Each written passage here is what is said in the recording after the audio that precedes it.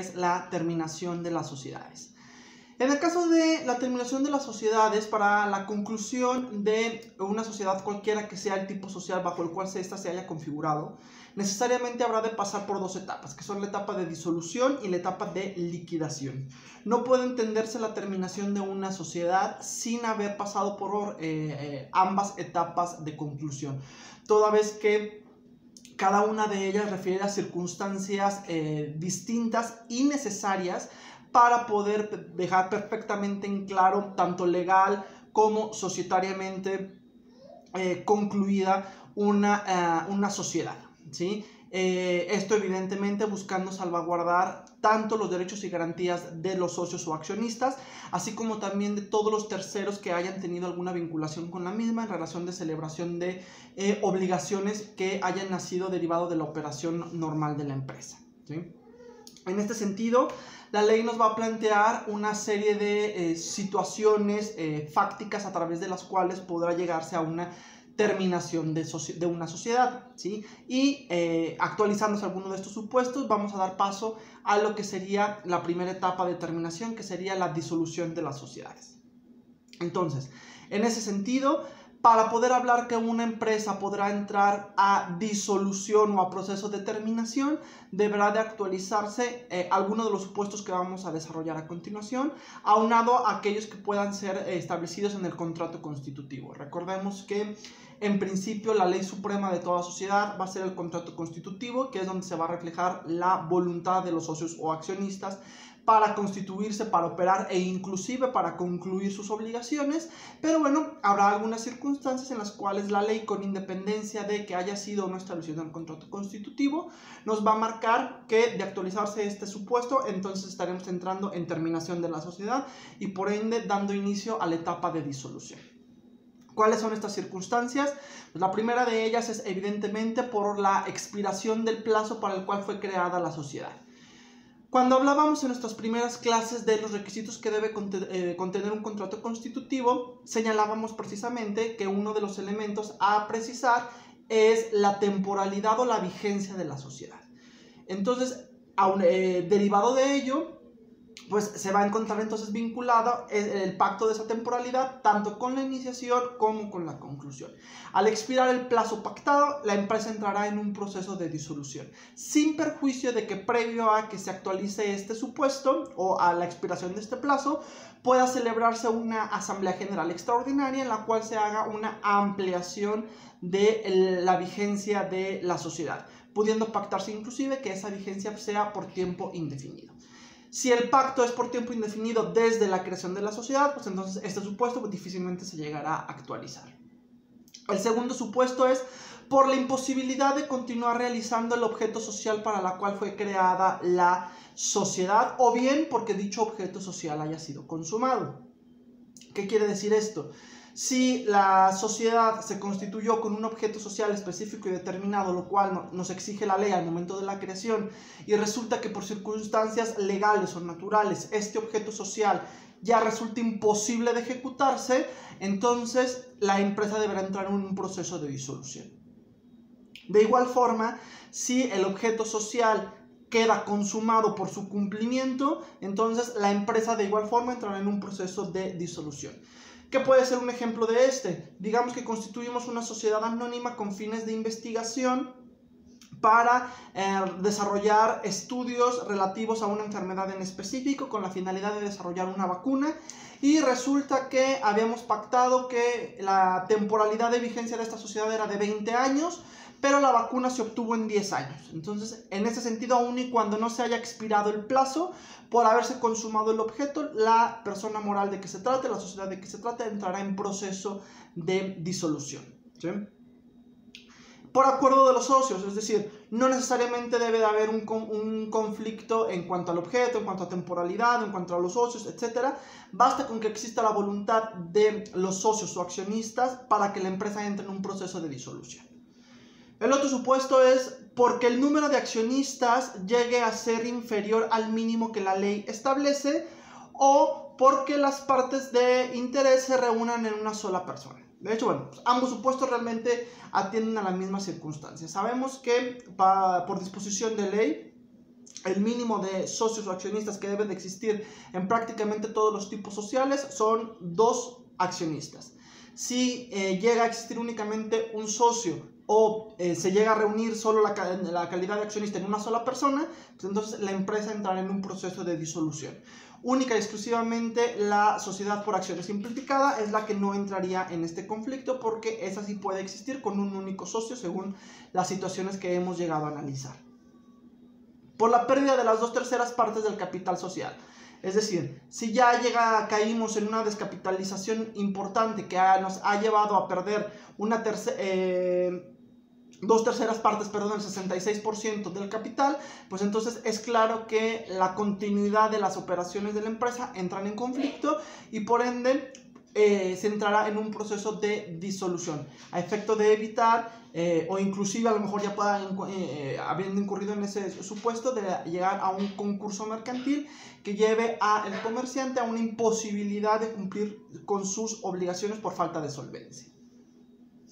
Y por último, pues por resolución judicial, es decir, si llega a haber una disposición de un juez por la cual se determine que la empresa no debe seguir operando, en automático entrará en un proceso de disolución. ¿Cuál es el supuesto? Pues realmente aquí puede llegar a ser muy amplio. Evidentemente pues lo podemos generalizar en alguna situación en que la sociedad haya desarrollado actividades irregulares, actividades no autorizadas, o bien no se esté constriñendo al marco de la ley. Entonces en ese supuesto la sociedad podrá entrar en un proceso de determinación iniciando con la disolución derivado de una resolución judicial. ¿Qué va a implicar el proceso de disolución? Pues una vez que se actualiza alguno de los supuestos que hemos analizado y o bien tratándose del acuerdo de las partes que haya sido tomado, el inicio de la disolución de la sociedad deberá de inscribirse en el registro público de la propiedad, a manera de que este inicio de disolución de la sociedad pueda ser público y entonces todos aquellos terceros que puedan tener derechos o intereses a cargo de la empresa puedan comparecer a efectuar el ejercicio de sus derechos y que estos no les sean vulnerados por la desaparición futura de la empresa. Esa es la finalidad de que una vez que se actualice el supuesto de disolución, este sea inscrito en el registro público de la propiedad. Los administradores de una sociedad que ha entrado en un proceso de disolución no podrán desarrollar ya más actividades inherentes a la continuación del objeto o de las operaciones de la sociedad. Única y exclusivamente deberán de constreñirse al desarrollo de todas aquellas actividades tendientes a alcanzar la liquidación de la sociedad, o bien continuar aquellas que ya se hayan iniciado para evitar incurrir en un incumplimiento, pero no puede iniciar nuevas obligaciones con la finalidad de continuar la operación de la empresa, toda vez que ya hay un acuerdo de disolución que se lo va a impedir. Y en caso de que lo haga, este será responsable solidario y entonces tendrá que responder por daños y perjuicios a los terceros que se vean involucrados con la celebración de dichas operaciones. Una vez que se ha tomado pues entonces este acuerdo de disolución, vamos ahí que ha quedado debidamente inscrito en el registro público de la propiedad, se va a dar inicio al proceso de liquidación. En este proceso de liquidación, lo primero que se debe de hacer es la designación de liquidadores, los cuales normalmente serán designados en la misma asamblea en la cual se llegue al acuerdo de disolución. Esto con la finalidad de que releven de su cargo a los administradores y entonces tomen posesión de la administración de la empresa los liquidadores y sean los que lleven a la conclusión las operaciones de la empresa. Esto obviamente con la finalidad de que se puedan llevar a cabo todas y cada una de las tareas tendientes a concluir la empresa y que queden en manos de una única entidad como serían los liquidadores y no tengan que estar triangulando entonces con administración, socios, liquidadores. Por eso entonces desaparece la figura de la administración y toda esta correrá a cargo de los liquidadores. La designación de liquidadores se deberá de inscribir de igual forma en el registro público de la propiedad. Y siempre y cuando no haya designación de liquidadores o bien no se haya efectuado todavía la inscripción en el registro público de la propiedad, entonces sí los administradores continuarán a cargo de la empresa bajo las reglas que hemos ya precisado. Es decir, únicamente continuando con las operaciones ya iniciadas para llevarlas a conclusión y evitar incurrir en un incumplimiento, pero sin poder celebrar nuevas operaciones. ¿Cuáles serán las funciones del liquidador? Pues evidentemente entonces concluir con todas las operaciones que ya se hayan iniciado por parte de la empresa. Tendrá que encargarse de efectuar el cobro de todas las cuentas pendientes por pagar a favor de la empresa. Estará encargado de cubrir todas las obligaciones a cargo de la empresa, efectuar un inventario de bienes para la determinación del patrimonio. Y una vez que se han cubierto todas las obligaciones y que se ha recuperado todas las prestaciones que se tenían a favor de la empresa, y con el remanente que quede, entonces se encargará de pagar o de liquidar el haber social a cada uno de los socios o accionistas. Obviamente deberá también entregar un balance final de la empresa, en la cual va a establecer haberes y obligaciones, y con base en ello qué fue lo que se recuperó, qué fue lo que se pagó y qué es lo que es posible distribuir entonces entre los socios. Una vez que se haya efectuado todo esto, se va a proceder a efectuar la inscripción de la liquidación de la sociedad ante el registro público de la propiedad, con la finalidad de que se proceda a la cancelación del registro de la sociedad o de la inscripción del contrato social. Y una vez que se haya procedido a efectuar dicha cancelación del contrato social, entonces sí quedará totalmente liquidada la empresa y ya entonces libre de toda obligación, ¿sí? Esto básicamente es lo que nos llevaría a un proceso de disolución y liquidación. De manera general es únicamente tomar el acuerdo de conclusión, ahí se va a hacer designación de liquidadores, se encargará de generarse entonces un inventario y balance de bienes, de obligaciones a favor y de obligaciones en contra, pagar las que estén en contra, cobrar las que estén a favor, y entonces con el balance que se establezca, pagar a los socios en la participación o en el porcentaje, perdón, de su participación. Eso es básicamente lo que tendría un proceso de terminación que implicaría una disolución y una liquidación. Con eso estaríamos entonces concluyendo este tema y pasaríamos a el último tema que nos faltaría por analizar, que es, como ya lo habíamos comentado, la fusión y escisión de sociedades. En cuanto a la fusión y en cuanto a la escisión, pues realmente es un tema también muy sencillo. Prácticamente se define su terminología legal con su propia designación. Pero bueno, vamos a establecer por ahí unas circunstancias particulares o unas circunstancias de importancia. En el caso de la fusión de sociedades, va a implicar que dos o más sociedades ya existentes se van a convertir en una sola. Es decir, todas las sociedades que ya existían van a dar paso a una nueva fusionada, en la cual se podrá establecer que se cree una nueva persona moral a través de la fusión de todas y cada una de estas, o bien que subsista una de las empresas fusionadas y el resto se extingan, obviamente absorbiendo todos los derechos y todas las obligaciones de las sociedades que se fusionen y subsistiendo única y exclusivamente el contrato social de una de ellas con su denominación o razón social y con su administración.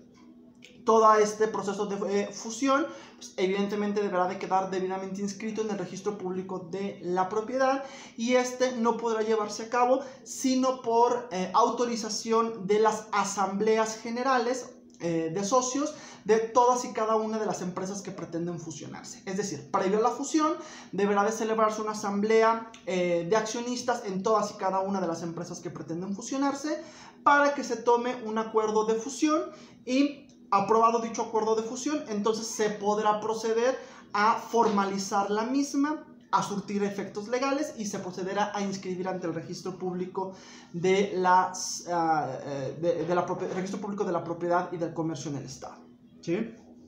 En este sentido, obviamente se dará un plazo de vigencia de 3 meses para que una vez que se efectúe la inscripción en el registro, se entienda que ha surtido plenos efectos. Es decir, se inscribirá ante el registro público de la propiedad y del comercio la pretensión de fusión, y esta no va a surtir efectos sino hasta 3 meses después. Esto con la finalidad de que se puedan respaldar o salvaguardar todas las obligaciones que cada una de las empresas que se fusionan haya contraído.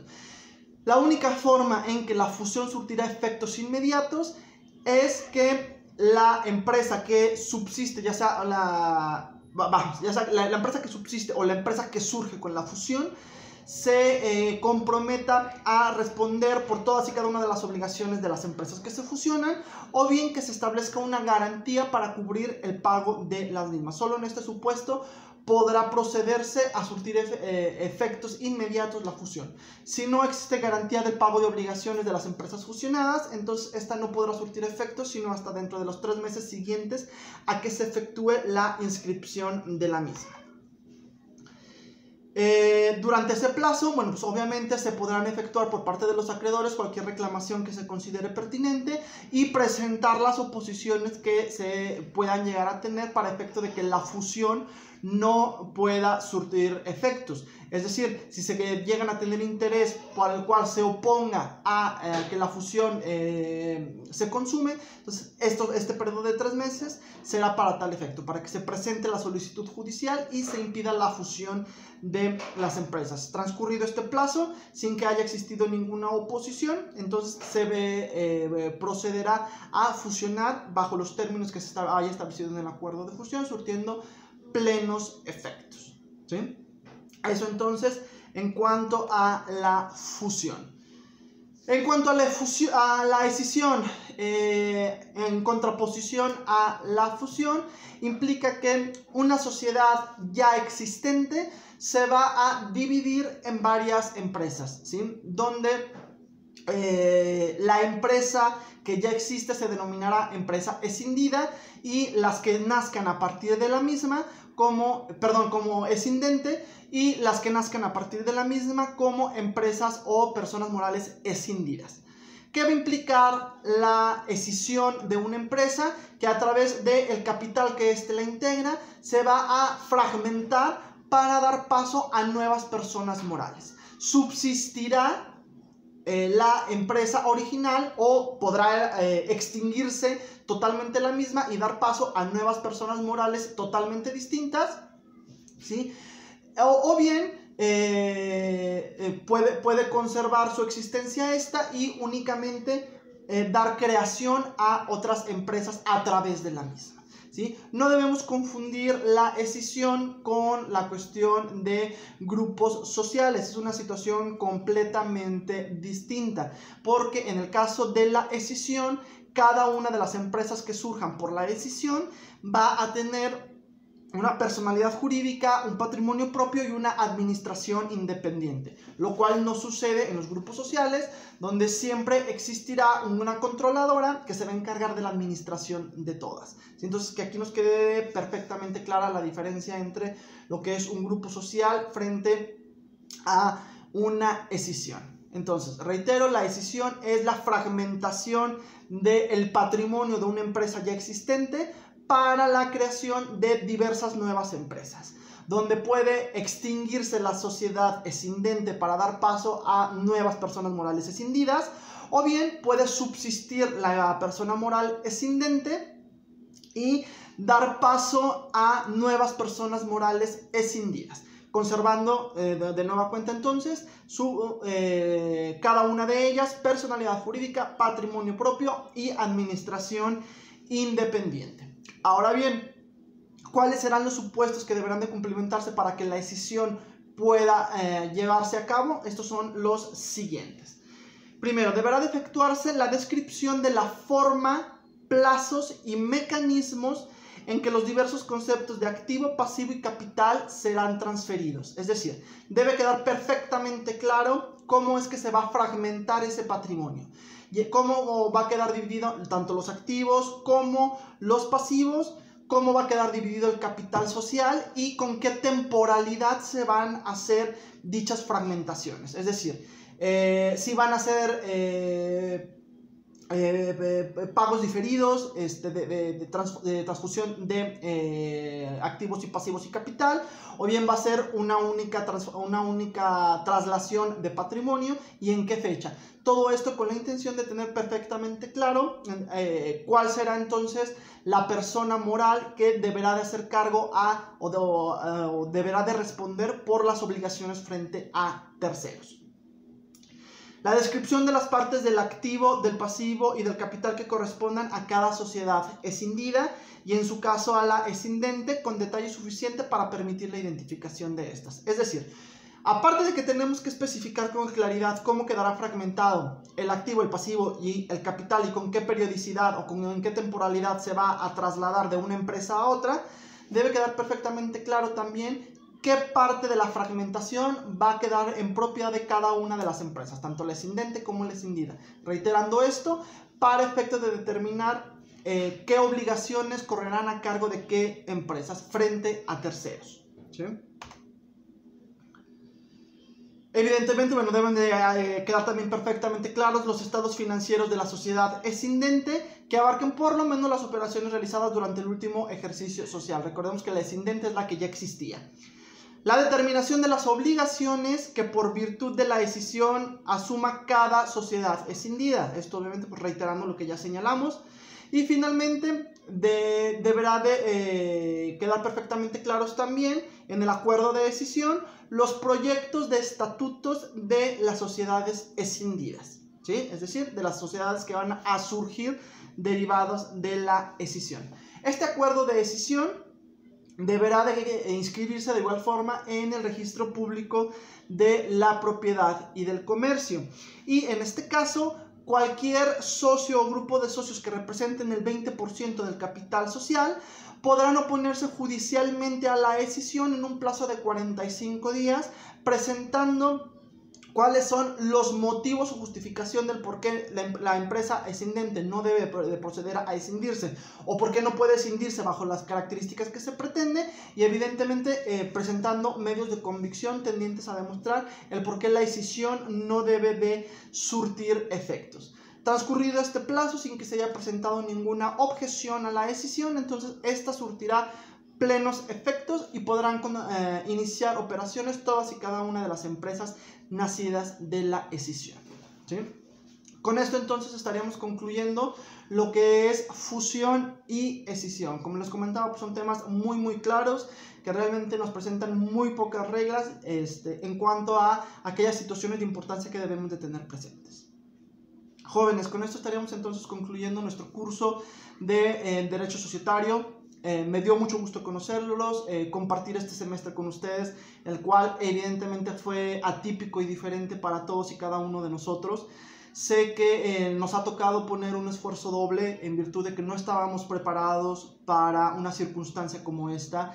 Sé que fueron situaciones innovadoras que tuvieron que dar un esfuerzo adicional pues para administrar sus tiempos, para poder entonces hacer frente a todas y cada una de las clases. Y créanme lo que para nosotros como profesores también ha sido complicado el poder generar una clase con la calidad necesaria para poder dejarles a ustedes todo con claridad, derivado de la imposibilidad de tener esa interacción directa con ustedes y de poder ir aclarando simultáneamente las dudas que se fueran suscitando.